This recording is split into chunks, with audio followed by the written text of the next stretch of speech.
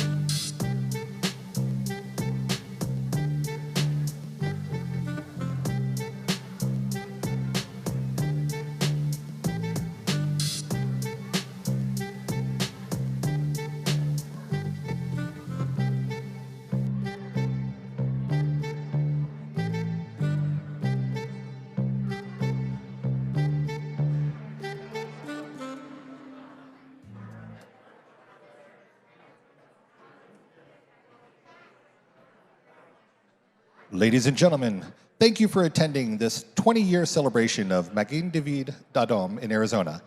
At this time, we'd ask everyone to please stand for the national anthems performed by artist Todd Herzog.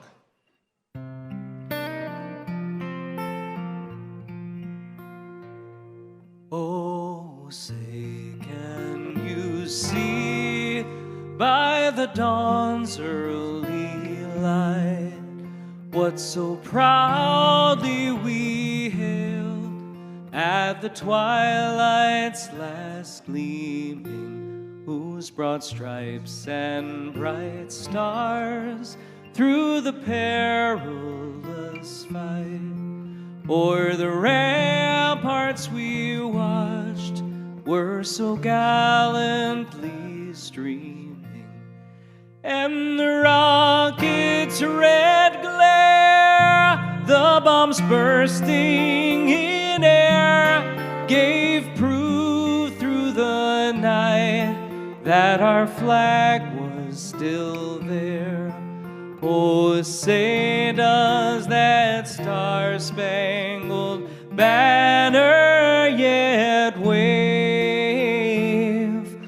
o'er the land of the free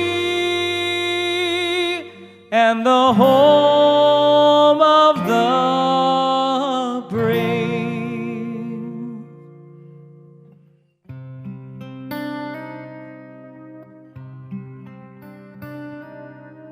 Kolod balevav penima nefesh Yehudi homia ulfatei mizrach kadima ayin letzion tzofia od lo avda tikvatenu התקווה בת שנות 2000 להיות עם חופשי בארצנו ארץ ציון וירושלים, להיות עם חופשי בארצנו ארץ ציון וירושלים.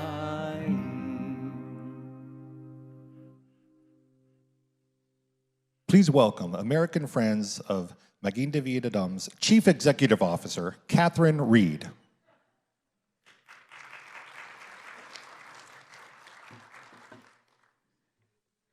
Thank you.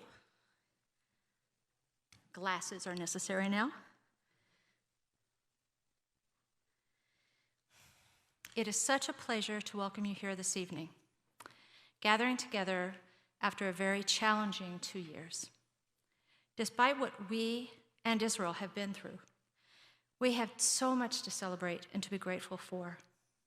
And no one deserves to be celebrated more than our extraordinary honorees, Bycer and Barbara Zemel. Our EMTs and paramedics, absolutely. Our EMTs and paramedics who put their lives on the line every day, and you, our supporters, who provide the equipment, the medical supplies, and the ambulances needed to save lives in Israel. Before we begin, I'd like to introduce the members of the Western region who are with us this evening. Emichael, Senior Development Executive, has been the organizing force behind this evening's wonderful event. And also with us this evening is Janet Morgan, Director of Strategic Philanthropy for the Western region of the USA. And could you both stand? Thank you. I hope you'll have the opportunity to meet them this evening, if not earlier than in the dessert reception, and know that they will be happy to assist you or answer any questions you might have. Ladies and gentlemen, in the past year alone, Magen Adom's 30,000 EMTs and paramedics, 27,000 of whom are volunteers, have been on the front line in the fight against COVID, and at the same time, contending with terrorist attacks that ranged from stabbings, rocket and missile barrages, and sectarian riots, as well as the daily emergencies that every EMS and Red Cross service faces. It's been a busy year for the men and women of Madha, but they've been able to respond to every crisis in large measure because of your support. Support that in 2021 saw over 700,000 patients treated, an emergency vehicle dispatched more than 1.2 million times, over 900 babies born at home or on the way to the hospital, even a bigger, and some 270,000 units of blood collected and processed. You've made this possible. And in a very tangible way, you've saved lives too. You are sitting next to the ambulance driver. You're handing medical supplies to the EMT treating a patient. And you are assisting at a blood donation drive. You are there so they can be doing their life-saving work. I'm honored to thank you for your support to Magen Adom. And now I'd like to show you some of the achievements your support and that of other Americans made possible this past year. Please turn your attention to the screens.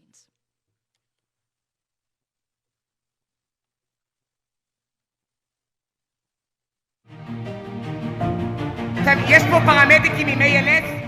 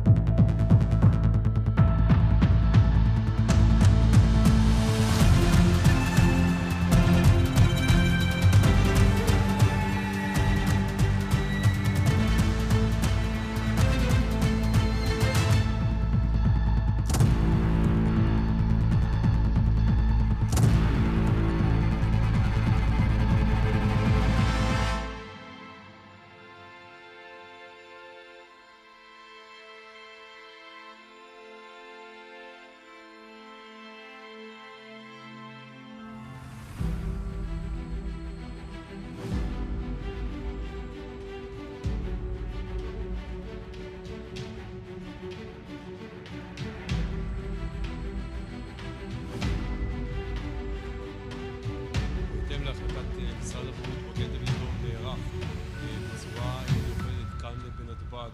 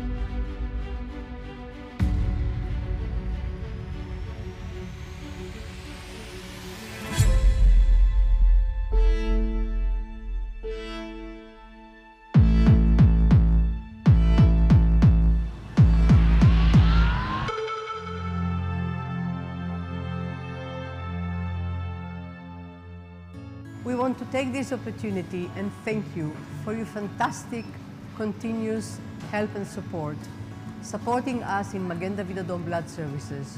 I'd like to thank you for your generous help, which categorically made our life a whole lot easier. Thank you very much. To our friends and supporters of Magen David Adom, thank you for your continued support. Thanks to your donations, we were able to deal with the national mission successfully. On behalf of all of the volunteers in Magen David Adom, we want to say thank you.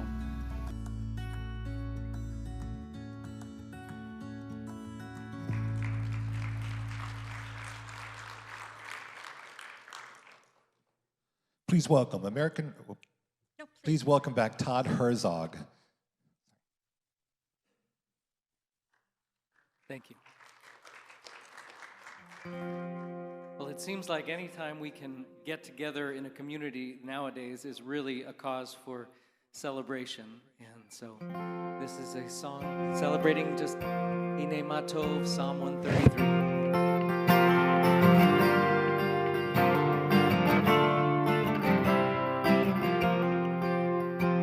Hine Matov u'manayim שבת אחים גם יחד, הנה מה טוב ומנעים. שבת אחים גם יחד, הנה מה טוב ומנעים. שבת אחים גם יחד, הנה מה טוב ומנעים. שבת אחים גם יחד. How beautiful it is to be here, feeling like we belong, arm in arm just like sisters and brothers, joined together in song. I invite you to join me if you'd like. הנה מה טוב ומנעים. שבת אחים גם יחד, הנה מה טוב ומנעים. שבת אחים גם יחד, שבת אחים גם יחד, שבת אחים גם יחד.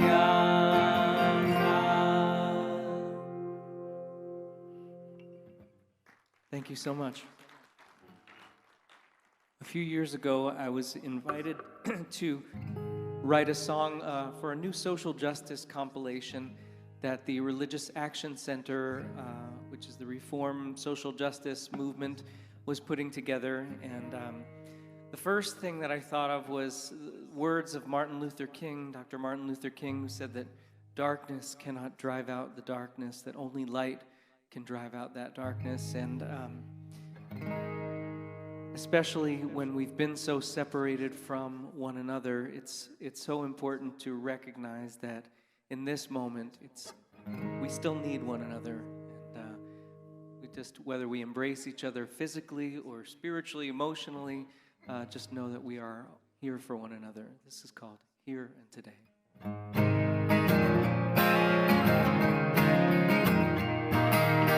Hey, yeah, hey, yeah.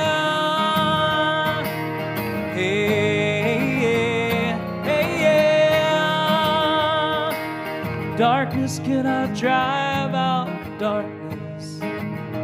Only light can drive that darkness away. Hate cannot drive out the hatred.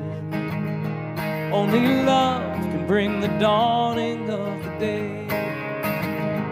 There's a time when peace will be upon us, a time for which our prophets await. But the time to embrace one another is here and today. Hey, yeah, here and today. Hey, yeah. We can't turn our backs on the work that lies before us, though we may not live to see fulfillment day.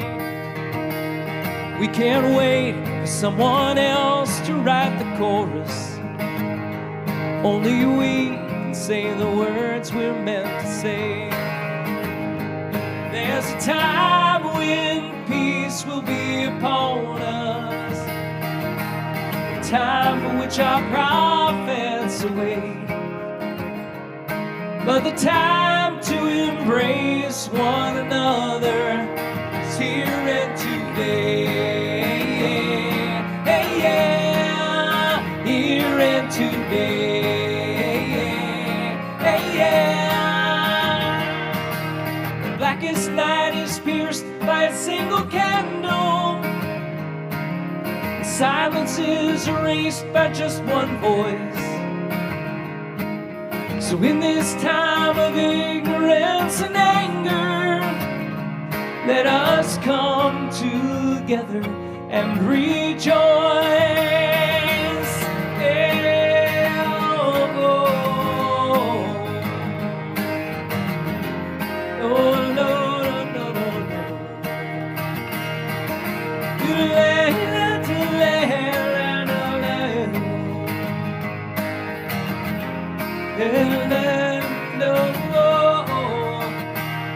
There's a time when peace will be upon us, a time for which our prophets await. But the time to embrace one another is here and today. Hey, yeah, here and today. Hey, yeah, here and today. Hey, yeah, here and today. Hey, yeah, here and today.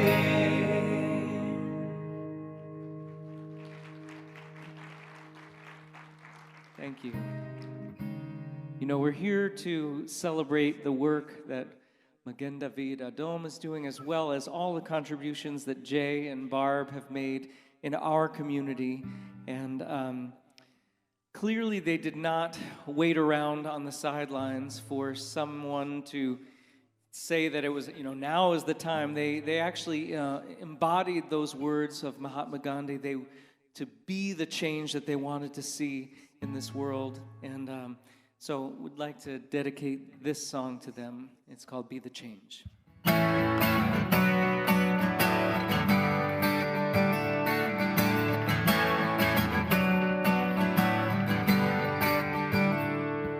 Now there seems to be an attitude of apathy in our country. Somehow we're waiting on the world to change. But what we fail to see is change begins with you and me. It does no good to shift the blame. Stop waiting and start participating.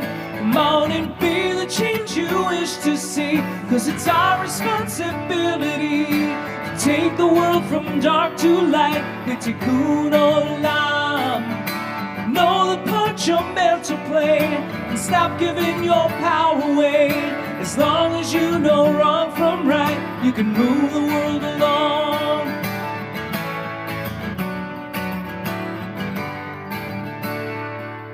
Even more than raising protest signs or changing other people's minds, it's in the way you live your life. Because it falls to every one of us to do our best to pass this test, to find the courage to be kind. Stop waiting and start participating.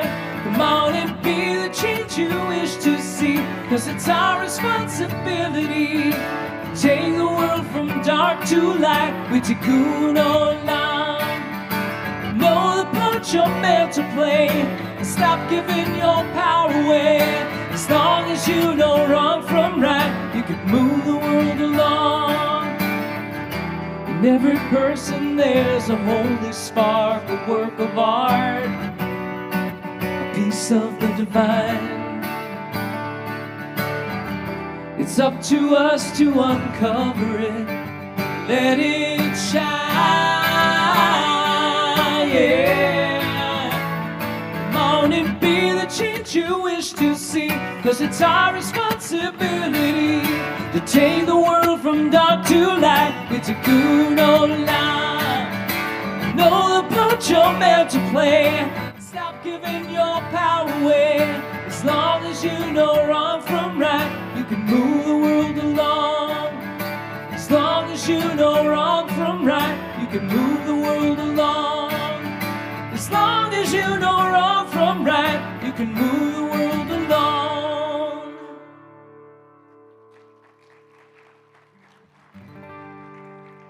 Thank you very much.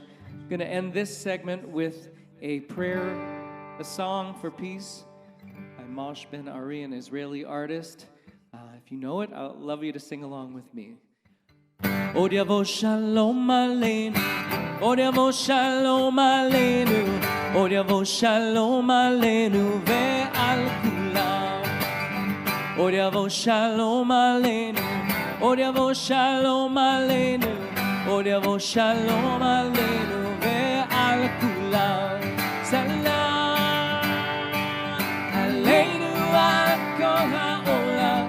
Shalom, shalom. Salam aleinu ve'al kol ha'olam. Salam, shalom. Od yavo shalom aleinu, od yavo shalom aleinu, od yavo shalom aleinu ve'al kulam. Od yavo shalom aleinu, od yavo shalom aleinu, od yavo shalom aleinu ve'al kulam. Salam aleinu ve'al kol ha'olam. Salam, shalom. Salam aleinu ve'al kol ha'olam. Salam, shalom. Od yavo shalom aleinu, od yavo shalom aleinu, od yavo shalom aleinu ve'al kulam. Od yavo shalom aleinu, od yavo shalom aleinu, od yavo shalom aleinu ve'al kulam. Thank you so much. I'll be back in just a bit. Please welcome American Friends of Magen David Adom's National Board Member, Herb Donner.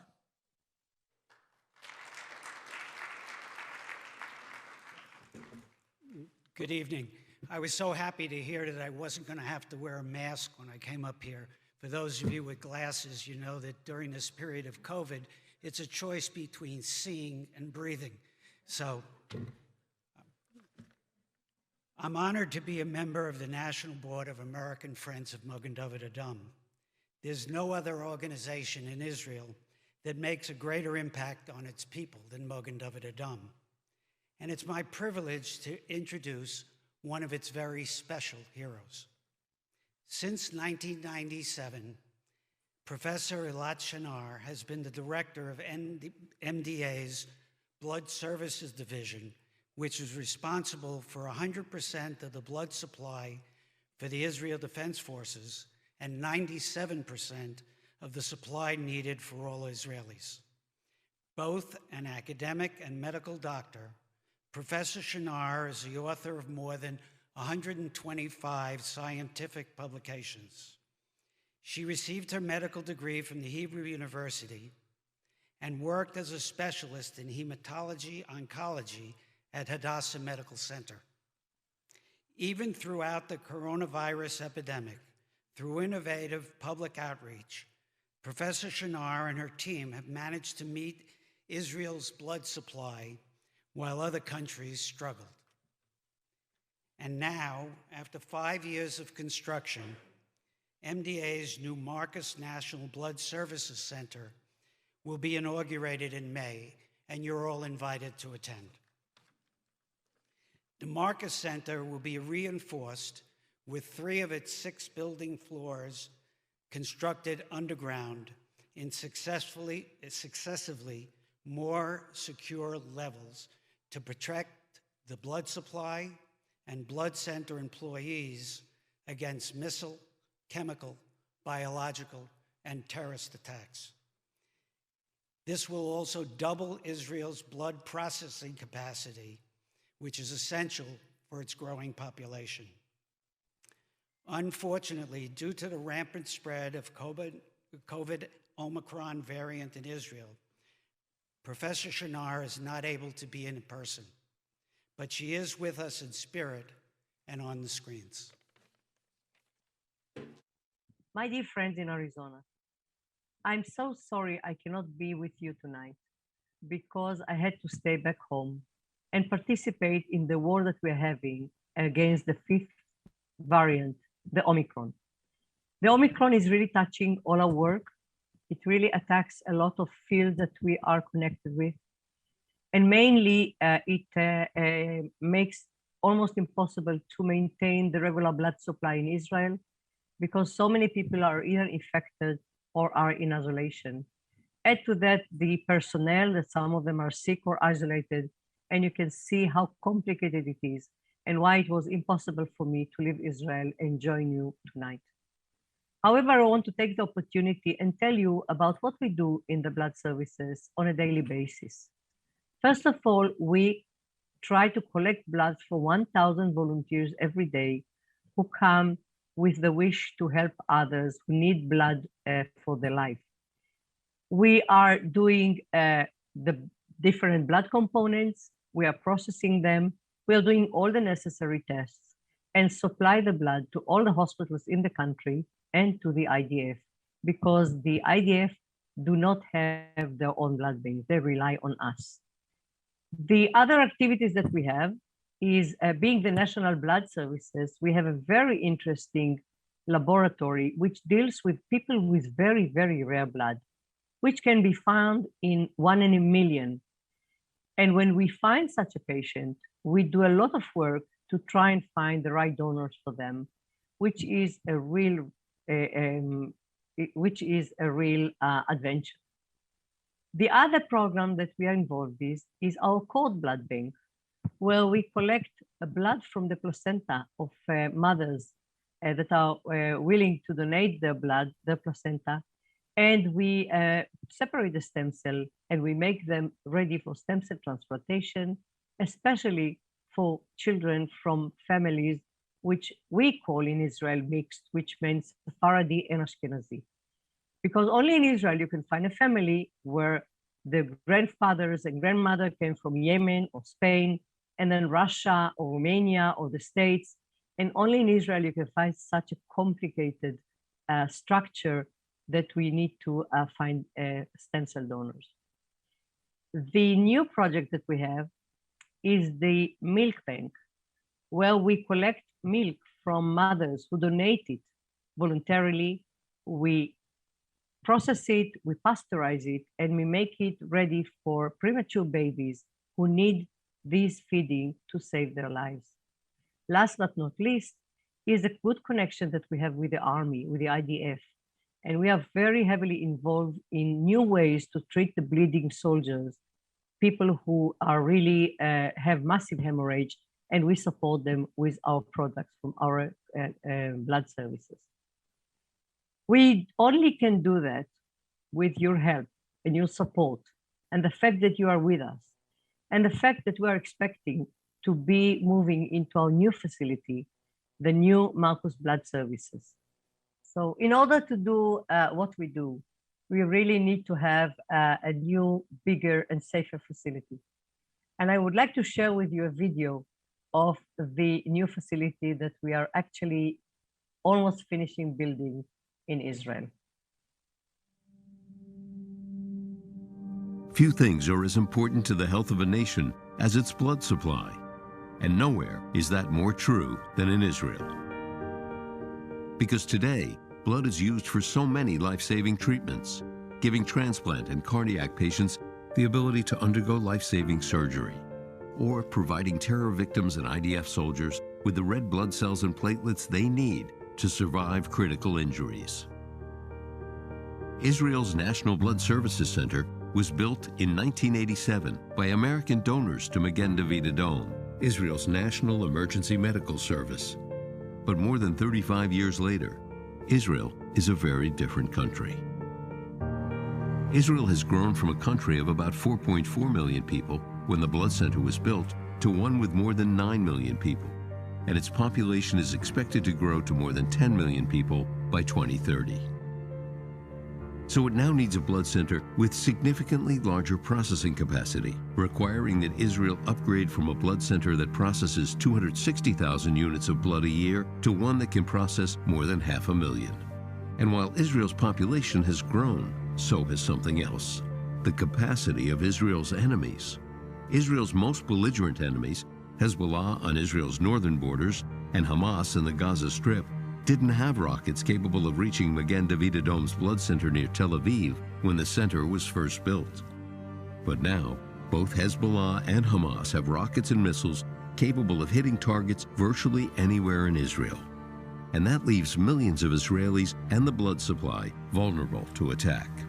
That's why Israel needs a new blood services center, one with not only greater blood processing capacity, but also reinforced against attack with its most crucial services, such as blood storage and processing, underground in reinforced areas of the building and out of harm's way. The new blood center will be named the Marcus National Blood Services Center after Bernie and Billy Marcus, whose foundation was the largest donor to the project.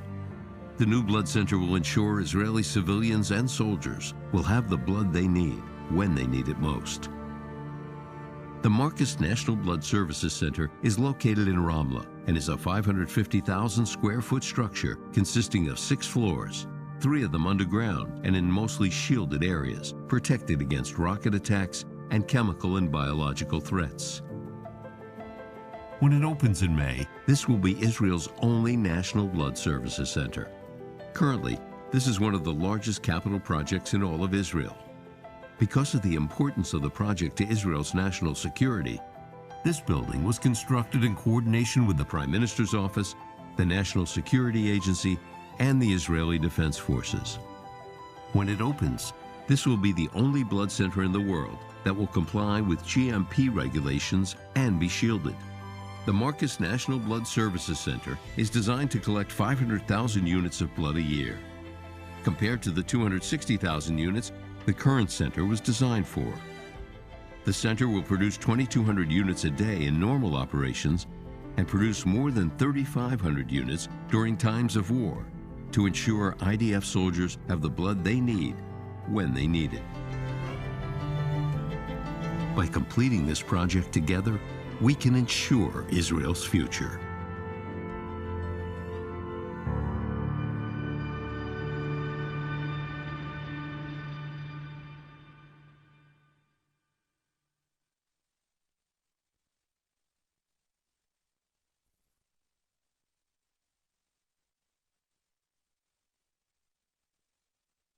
I want to conclude this meeting with you by thanking every one of you for your fantastic, generous support and help.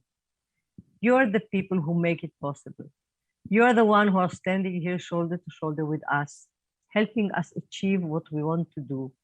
And this is giving the best medicine, the best blood program, the most protected thing that we can do for Israel. Thank you so much on behalf of all our employees, and of course, on behalf of the patient in Israel. Toda rabba. Please welcome American Friends of Magen Adom's paramedic, Michael Strongen.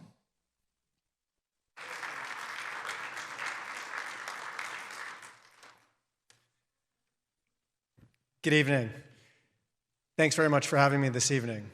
And what an amazing accomplishment we just saw from Professor Shinar in terms of this blood center. Really remarkable. What we saw in some of the videos in terms of the rocket attacks and the other kinetic attacks that Israel has suffered, especially this past May, are not the first times that Magen Adom has had to operate under fire. My first shift as a medical responder with Magen Adom took place on the first day of the US invasion of Iraq back in 2003. Our protocol at the time was to don nuclear, biological, chemical protective suits, leave our patient in their protective room, and drive to where the missiles were expected to fall and start injecting the victims with nerve gas antidotes. Thankfully, that never happened. At that time, I came back to New York and went to university, became an EMT, and later a paramedic.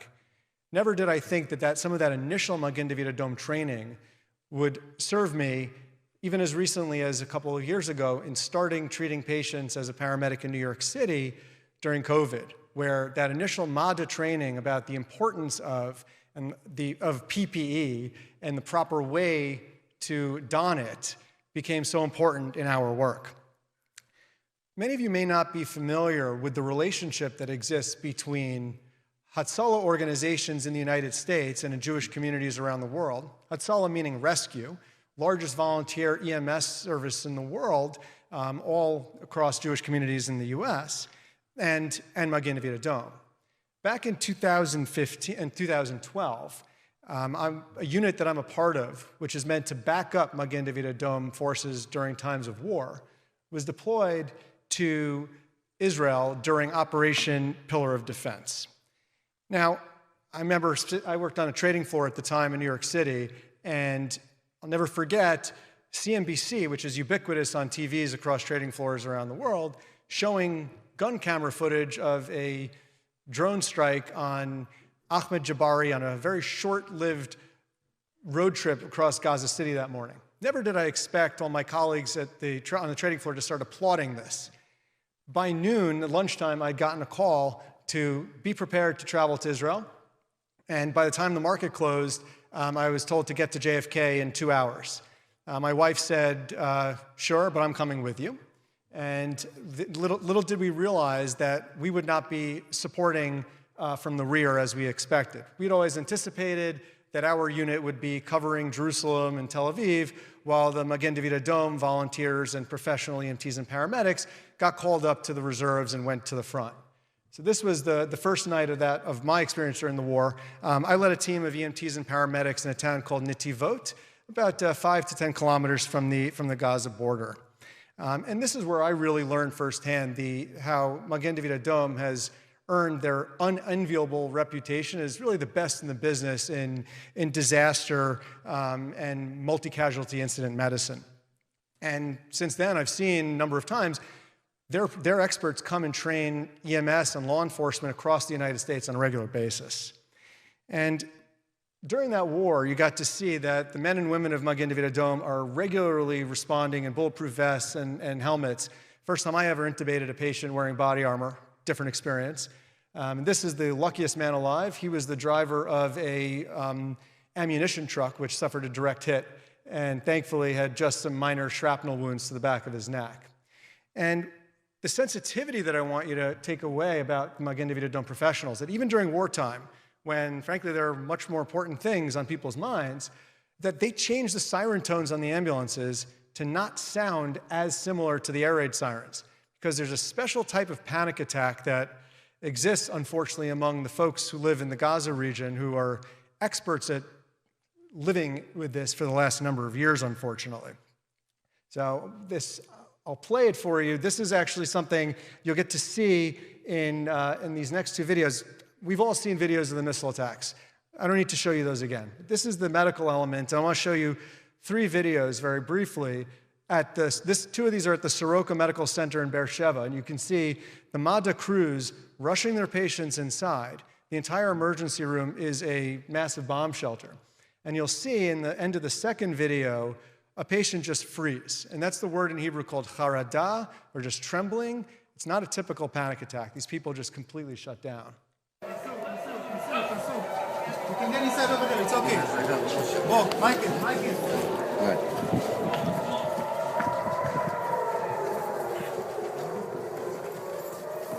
Inside. On right. תמשיכו בימינה. Hello. Stay with me.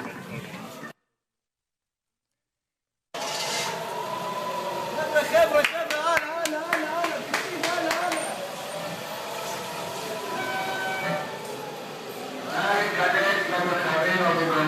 נא להיכנס למרחבים המוגנים, תודה. בפנים, אנשים. you can see the crowd stops here because one of these people just totally collapses from that fear and panic, and ultimately is carried off to the side to let everyone else come into the bomb shelter.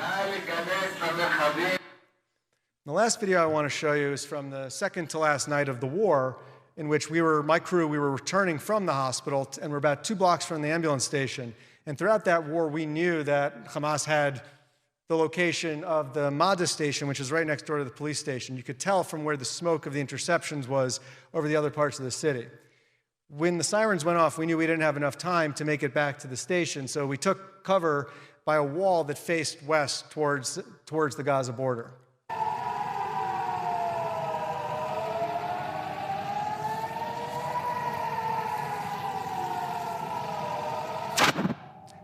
That's the explosion of the interceptor overhead.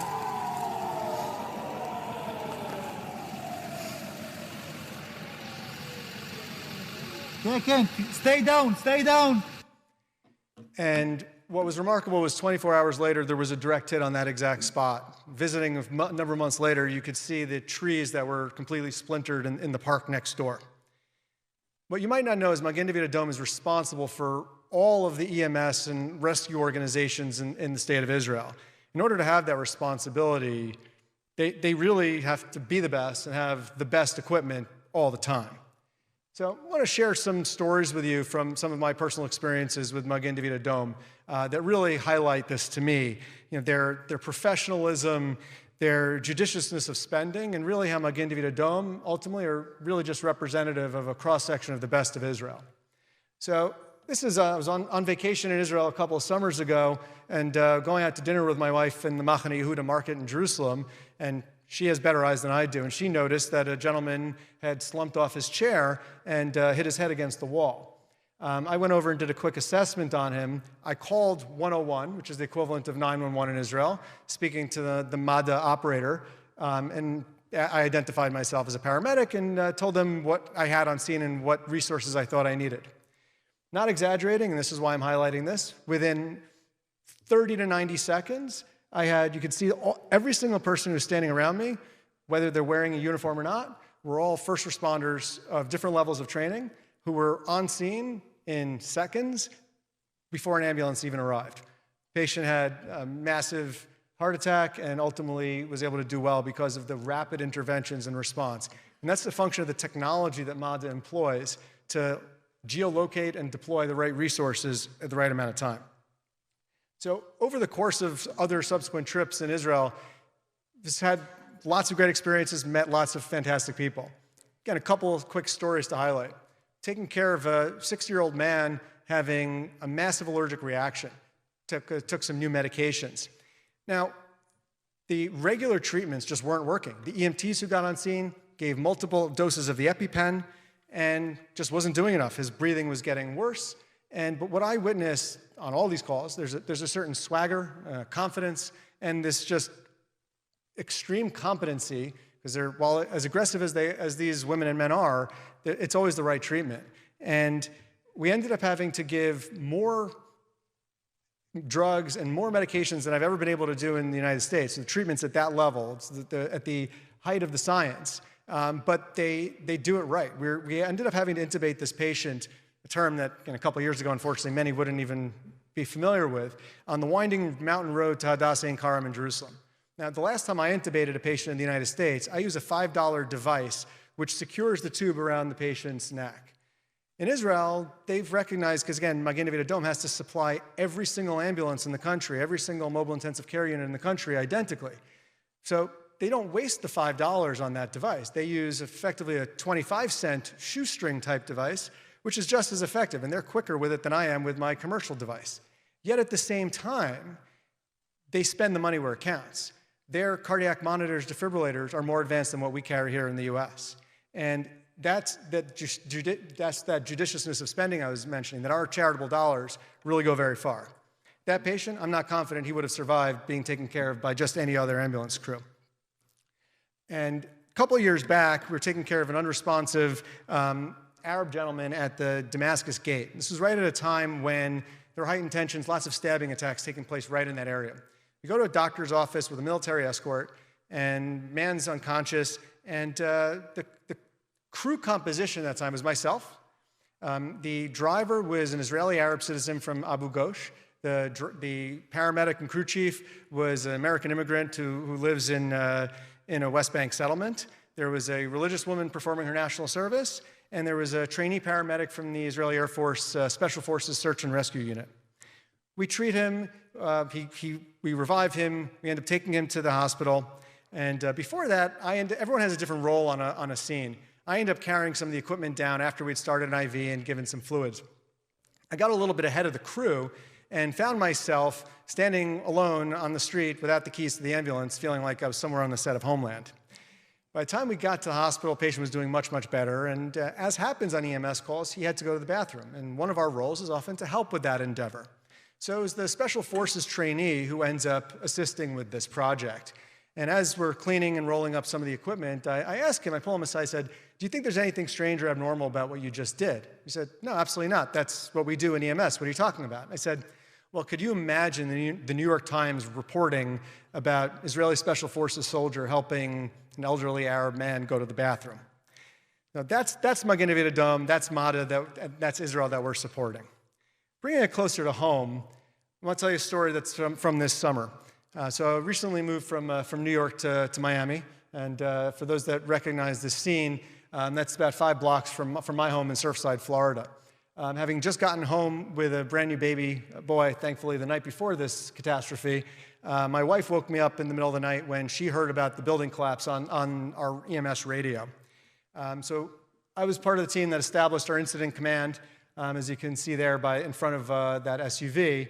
And as the course of that morning went on, mind you, right at that point, actually, I was getting phone calls from Israel, from Magen David Adom folks, not looking for photo ops, not looking to gain any clout or publicity, really just looking for what resources did we need on the ground, what training could they provide, and they did. Later that afternoon, we had Zoom trainings with their urban collapse rescue experts, and ironically, many of our EMTs and paramedics in Surfside had gone through training and are licensed in Israel by Magen David Adom, and had recently, just a couple years beforehand, participated in a seminar led by the Israel Defense Forces commander who led the military search and rescue mission there. And so ultimately our mission there revolved around setting up a field hospital, both to provide the prescription medications and other needs of the folks who had been dislocated from the building, as well as providing ultimately logistical support to the military forces there. So really what I want to leave you with is that Magen David Adom really is that cross-section of the best of Israel, and they're saving lives not only in Israel but around the world. Thanks for being here tonight, and thanks for your support.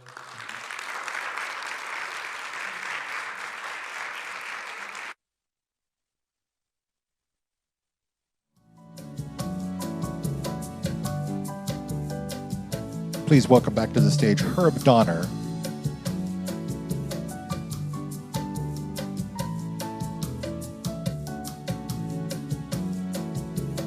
Thank you, Michael. You and your colleagues definitely do sacred work, and we're inspired by and grateful for all you do. On behalf of the entire board, I also want to thank the Bycers and the Zemels for all they've done for American Friends of Magen David Adom over the past 20 years. My wife, Susan, and I are New Yorkers, but for the past 4 years, we've enjoyed spending January through March in Scottsdale. We've attended services at Or Zion, where I've been welcomed by many warm and friendly members. As it turns out, my father's yahrzeit is why we're here in January, and this brings me to an explanation of the start of our relationship with AFMDA. My parents were deeply committed to Israel, and when my father died in 1973, the family decided to dedicate an ambulance in his memory. Since then, we have marked both special occasions and memorials by supporting MDA in numerous ways, including dedicating the observation deck at the William H. Bloomberg emergency medical station in Jerusalem in memory of my mother and stepfather. In 2016, our entire family went to Israel in order to celebrate our grandson's bar mitzvah. MDA hosted a cocktail party at the Bloomberg station in his honor, for which we are forever grateful. The tour of the command center there was enlightening as well as fascinating. MDA is at the cutting edge of technological innovation that save lives. For example, in an emergency, time is of the essence. From the moment a call is made to Israel's 101 emergency hotline that is answered by an MDA EMT, the nearest first responder is sent to the scene, while at the same time, an ambulance is detached. Simultaneously, the EMT operator is providing instructions to the caller until help arrives. All accredited EMT and paramedics registered with the Health Ministry are included in this technology. Whether the first responders are from Magen Adom or from a Hatzalah rescue organization, the nearest are notified. Generally, first responders arrive within 3 minutes, sometimes by foot, by bicycle, or other vehicle. An MDA ambulance arrives within 8 minutes on average. These 5 minutes can be crucial. The technology also allows scenes from the emergency to be transmitted from both first responders and consumer apps to make better medical decisions, including what type of ambulance to send and whether to additionally dispatch one of MDA's 2 medevac helicopters. This seamless chain of response saves countless lives. And the technology was developed by MDA engineers who are themselves paramedics and EMTs. This system is the envy of the entire world, even by American 911 responders. And this technology is just one of the life-saving tools American donors make possible. Tonight is about the direct impact our honorees and you can have on saving lives in Israel. For those of you who support MDA in the past, I thank you from the bottom of my heart.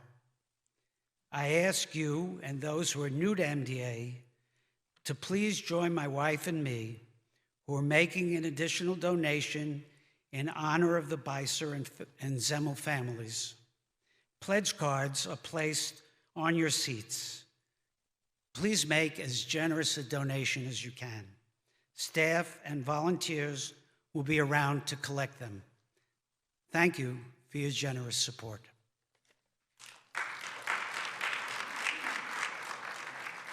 And now please welcome back tonight's musical artist, Todd Herzog. Thank you. While I get my ears back in.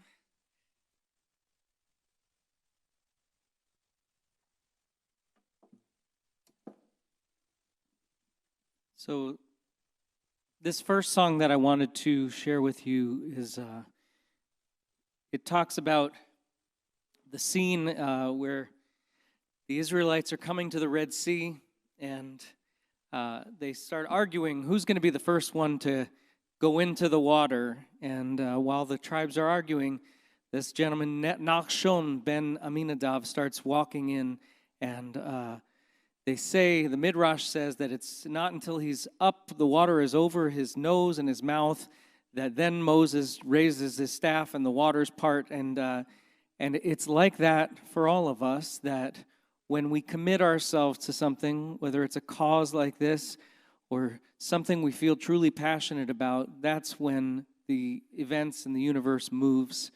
And so just wanted to share that in that spirit. This is called Coming Home.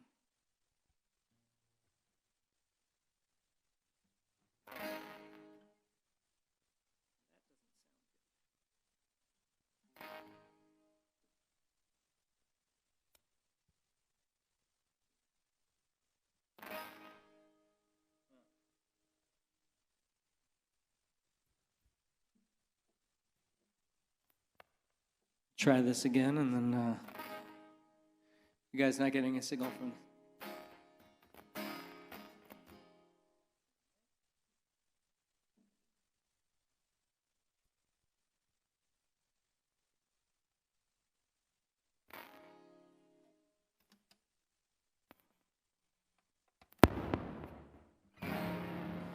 We'll try swapping out a cable. If you have a 1/4 inch anywhere?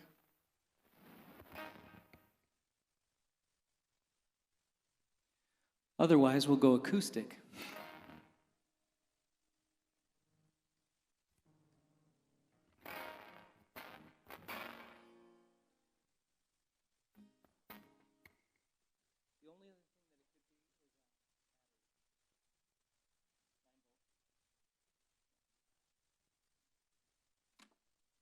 We'll get this sorted out, no worries.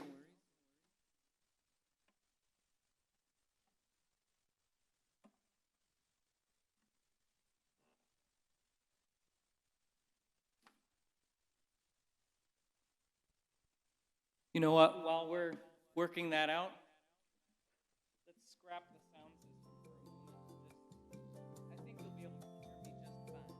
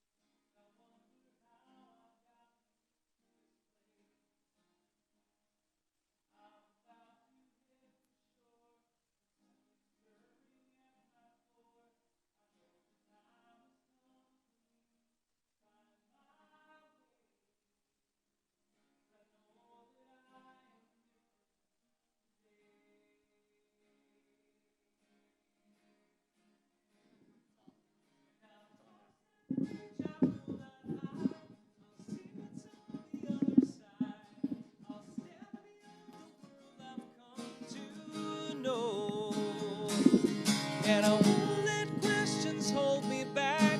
My faith is more than what I lack. It's courage over reason where I'm going. I'm headed where my spirit's free to roam. Oh, I'm coming home.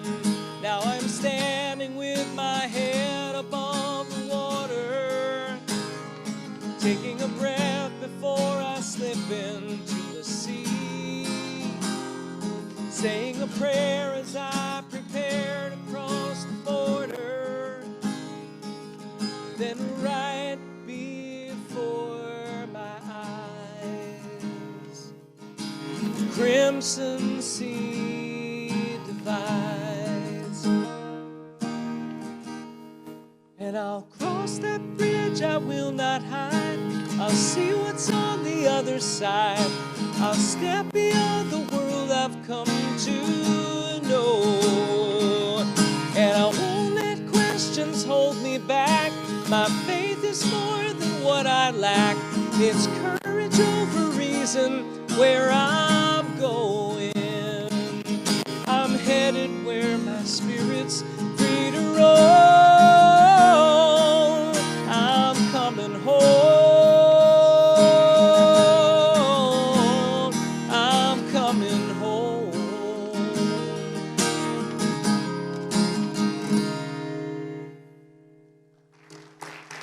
Thank you. So I guess it's all about improvisation, right?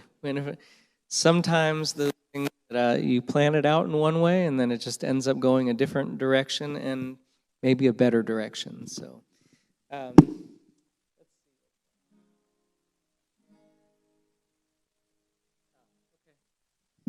So certainly there's been enough challenges over the last couple of years, whether it's been a physical illness or just the pain and isolation of being separated from one another.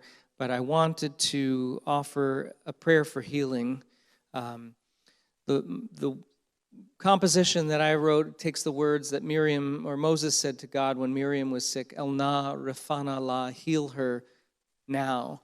And if we take the word and we change it from La to Lanu, it means heal us now. So invite you to just kind of take into your hearts all of those people, including ourselves, who you really can feel need some healing and some wholeness in this time. And this is a kind of a call and response prayer for healing. So I invite you to join me in the verses. You'll hear how it goes.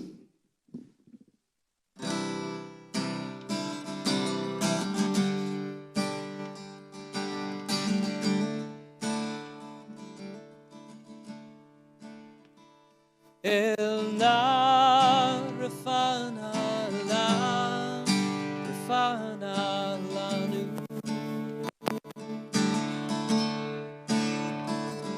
Elana Rafana La Rafana Lanu.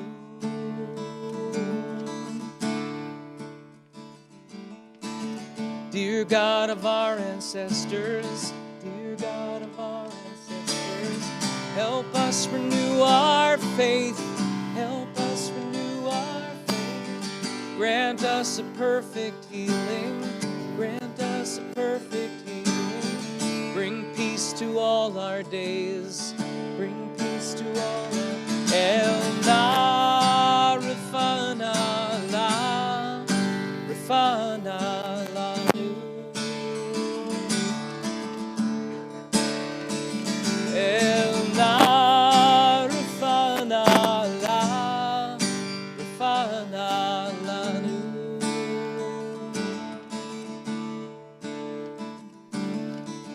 Restore our strength of body. Restore our strength of body.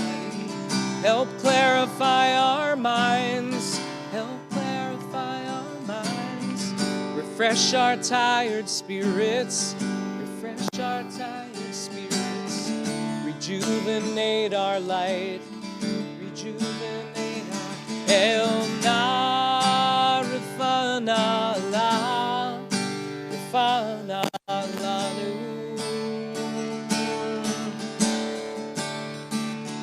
Elana Rafana La Rafana Lanu.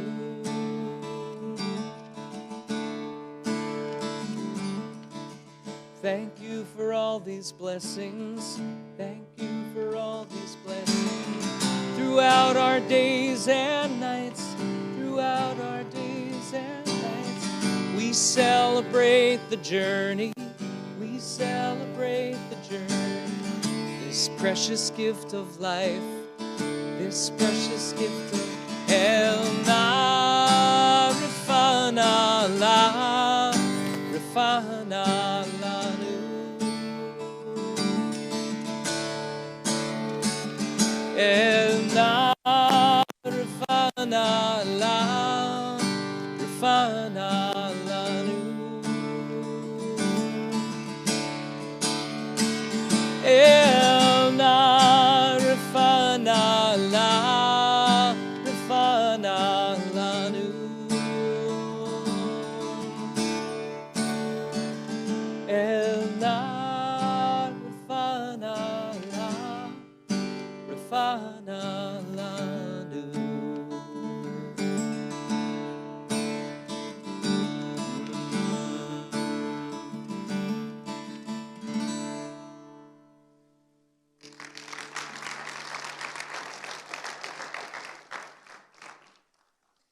So this next one is one of my favorite songs.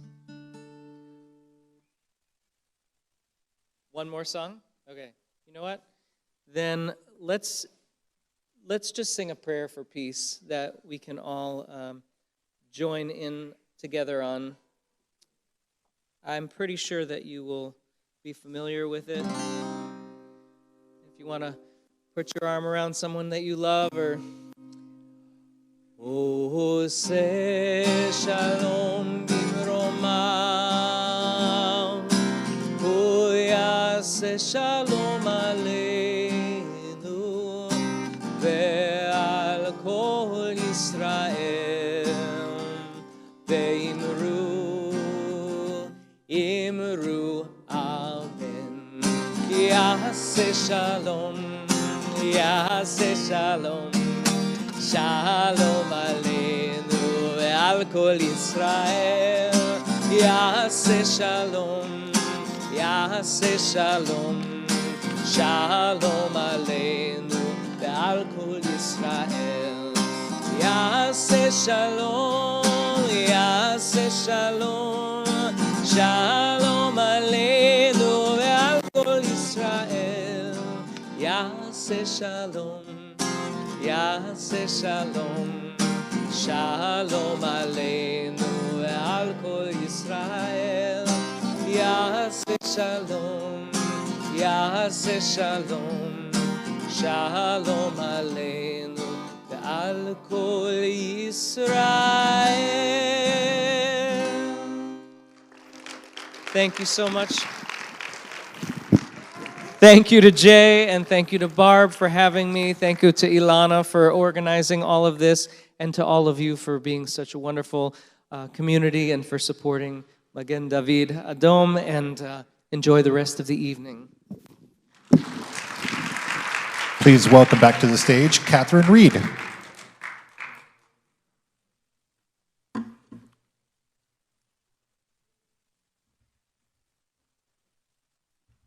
I have to find my place. And take off the mask, because I have the same fogging up problem that Herb mentioned. Todd, thank you so much. You've added such an extraordinary dimension to this evening. Really incredibly moving. I am proud to serve as the CEO of the incredible life-saving organization Magen David Adom. And recognizing our extraordinary volunteer leaders is one of the most meaningful responsibilities of my work.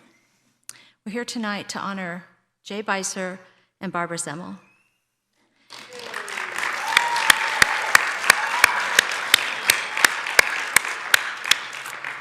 Jay and Karen Bycer have played an important role in this community for over 40 years.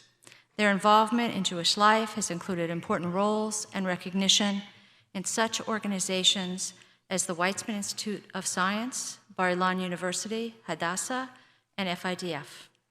And Jay helped Jewish organizations across the country better understand the needs of our community through his participation in the groundbreaking Jewish community demographic surveys.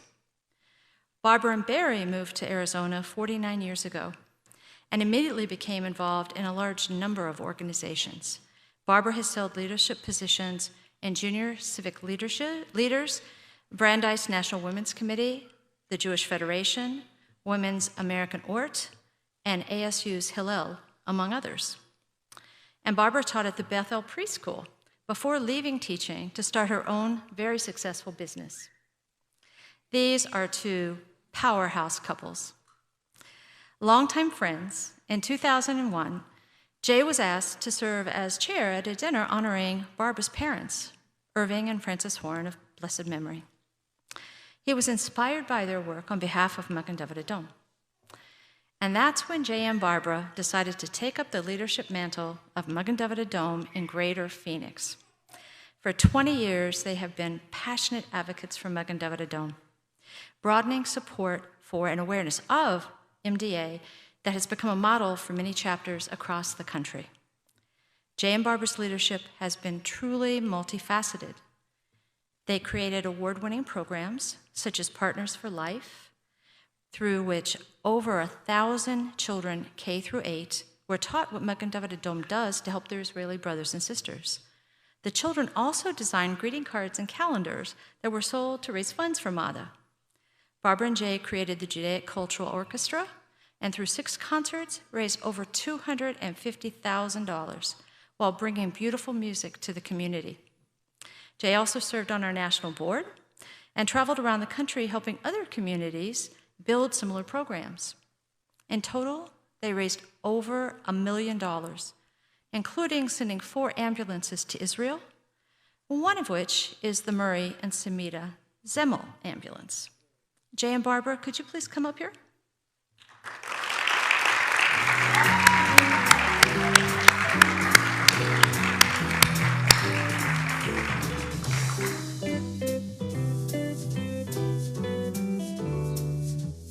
Well, shucks, I guess it isn't Dayenu, huh? Jay and Barbara, there would be no awareness of Magen David Adom in Arizona today, or in the Arizona chapter without you. We are grateful for your dedicated and tireless efforts on behalf,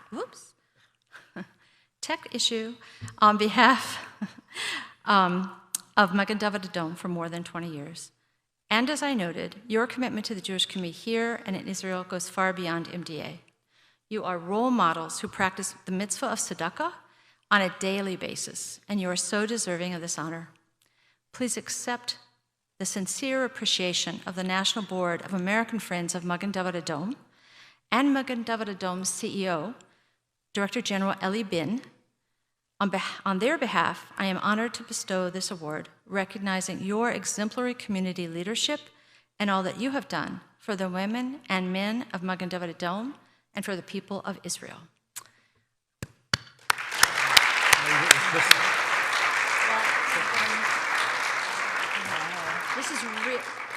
This is really heavy, so I'm going to show it to you. Yes, it's good for exercising, but then I'm going to set it back down and hand it to them after they're finished speaking. Watch out, oh God, be careful. Yeah. Thank you.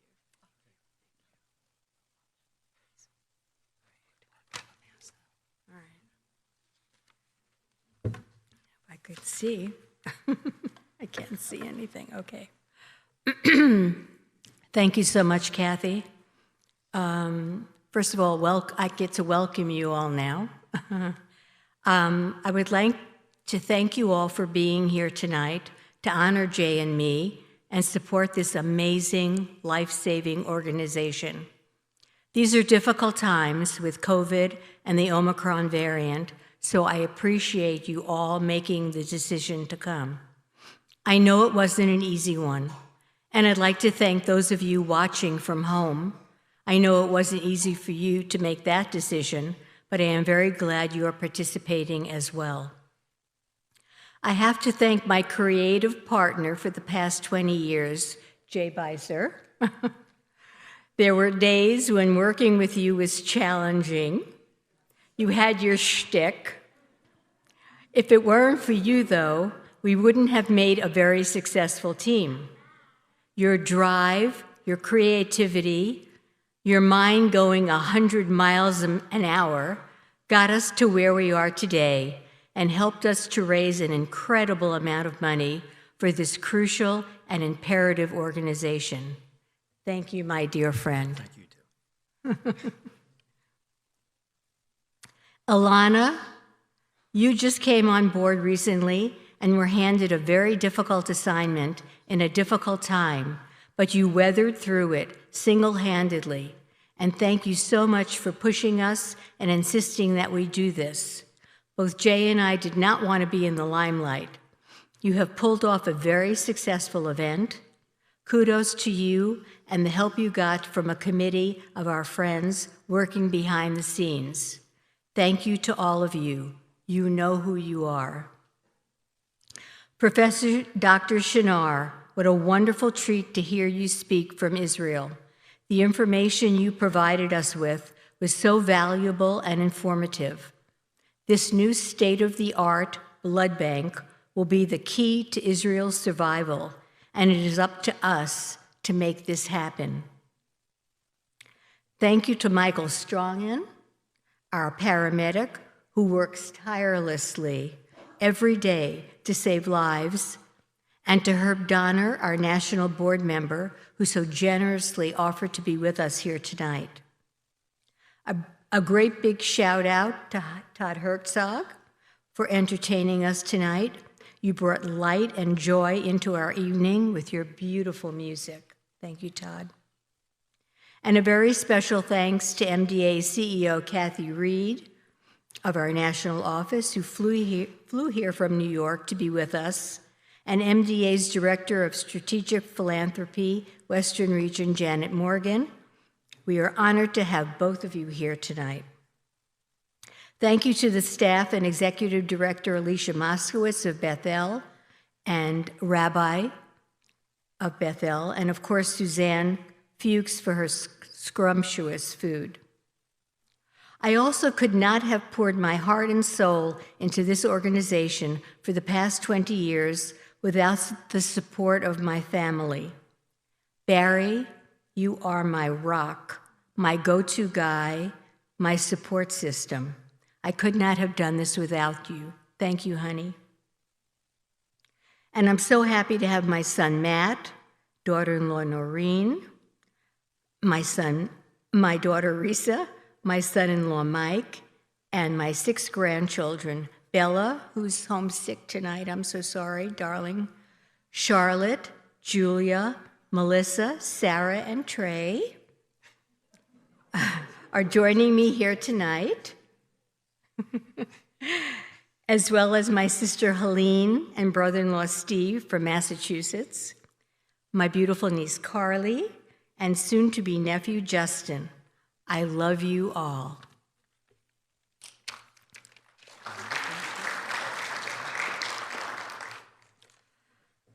Well, I really wouldn't be standing here tonight if it weren't for my parents, Francis and Irving Horn of blessed memory. When they retired to Phoenix from New York in 1986, they became interested in a very little-known organization that at the time was called ARMD. It was a yearly dues-paying organization. My dad also started a raffle and went around the community collecting items to be raffled off to raise some more money. My parents, in their small way, raised the face and awareness of Magen David Adom, where there really wasn't any. They were the organizers for ARMD until 2001, when they received a humanitarian award and were honored with a dinner for all their efforts and dedication to ARMD. Jay and Karen Bycer were the dinner chairs, and we raised $60,000 that night. Then the Southeastern director of ARMD told us that the concept of the organization was changing. It was going to be called a Friends Group, and its goal was to be major fundraising and education. This was way beyond the scope of what my parents could do. So Jay and I talked it over, and we agreed to assume the role of chairmanship for the new Arizona Friends Group of American Friends of Magen David Adom. My parents were such an inspiration to me, I just could not say no. So here we are, 20 years later, after so many incredible and exciting programs. We created educational programs that became a role model for other groups across the country. We went into day schools and religious schools. We had the younger children draw pictures of what we talked about, and we made calendars, as Kathy alluded to. We had the older children write poems, and we made tribute cards. In addition to the educational aspect of this project, we also made it into a fundraiser. We then produced 6 very successful concerts. I knew nothing about being a producer, but I learned very quickly, and it was one of the most illuminating and rewarding experiences I have ever had, working with a select group of musicians from the Phoenix Symphony that we called our Judaic Cultural Orchestra. With different Jewish themes, Jewish songs, and Jewish composers, we played to sold-out audiences in Scottsdale and Tempe. Our concerts included Israel, 60 Years of Statehood, Coming to America, the influence of Jewish music, Jolson, jazz, and jive, radio days, 30s, 40s, and 50s, a night at the Oscars, celebrating the contributions of Jewish composers to award-winning songs of the movies, an evening of pops from Gershwin to Garfunkel, Yiddish to Broadway, and finally, a tribute to your favorite TV shows. A big thank you goes to Cheryl Hammerman, who wrote the narratives to the songs we chose for each concert. All our concerts were narrated by local celebs, including Pat McMahon. We've had a great run, and I am so thankful to have raised as much money for such a meaningful, vital, and necessary organization as Magen David Adom.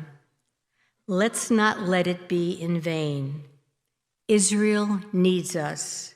MDA needs us. We thank you for your life-saving gifts. We thank you for being here tonight and supporting us. We thank you for your time and for your friendship.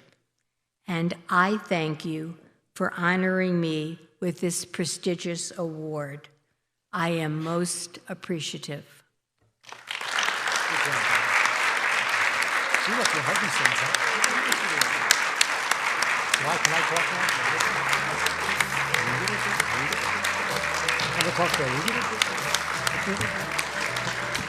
Barbara.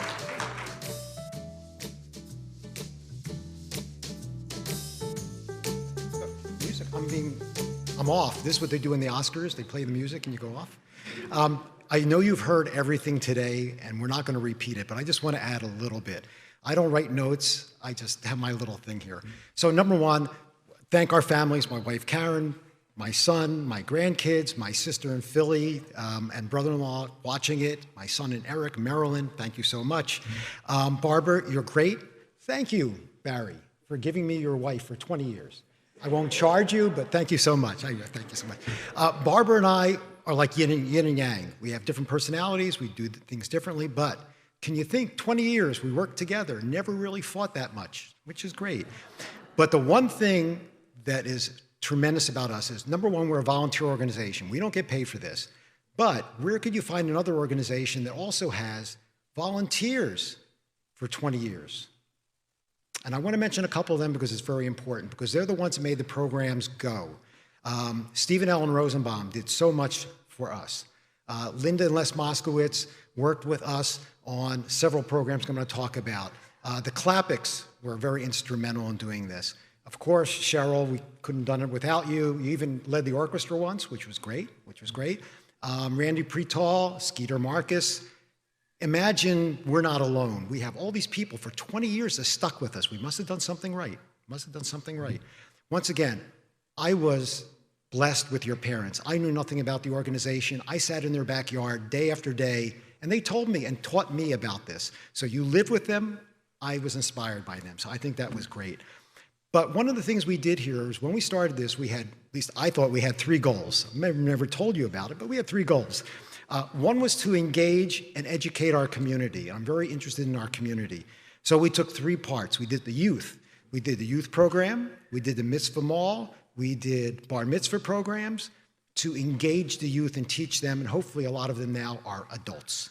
Then what we did, believe it or not, I don't know if you even remember this, the Maccabee clubs.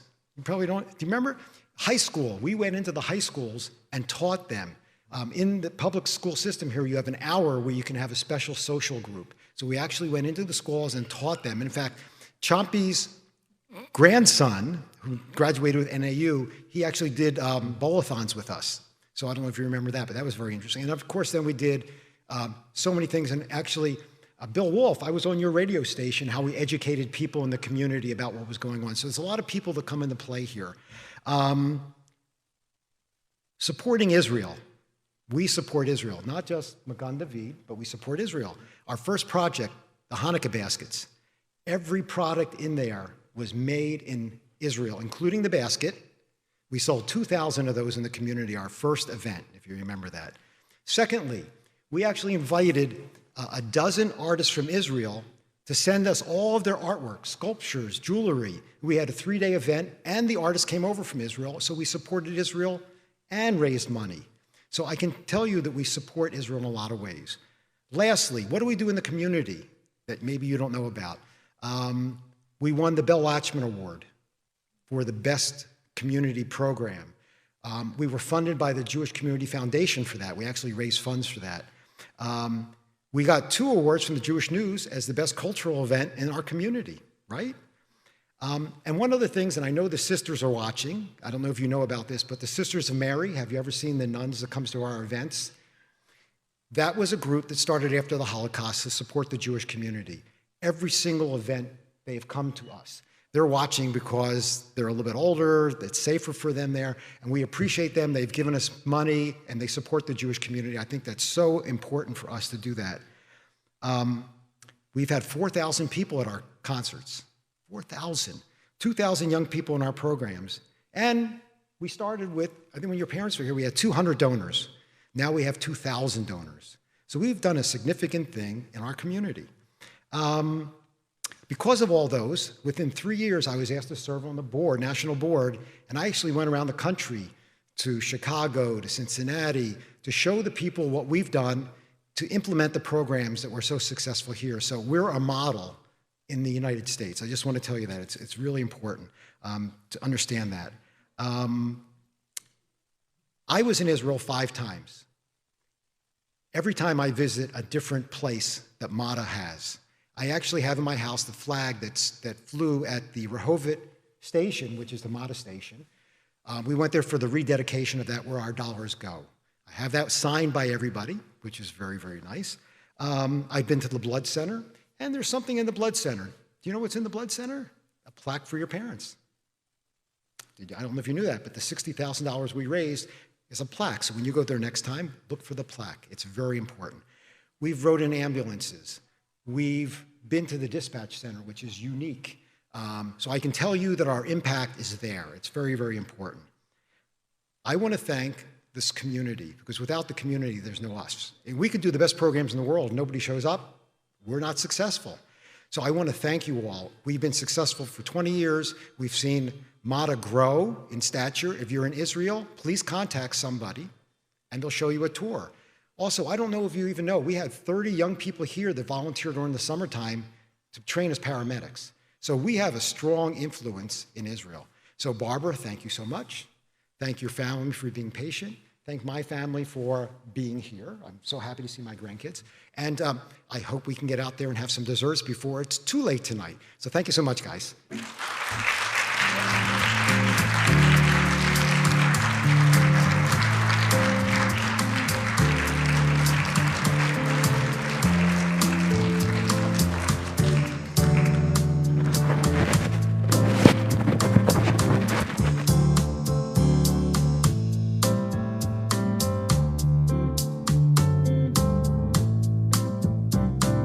To close out tonight's presentations, please welcome Rabbi Green.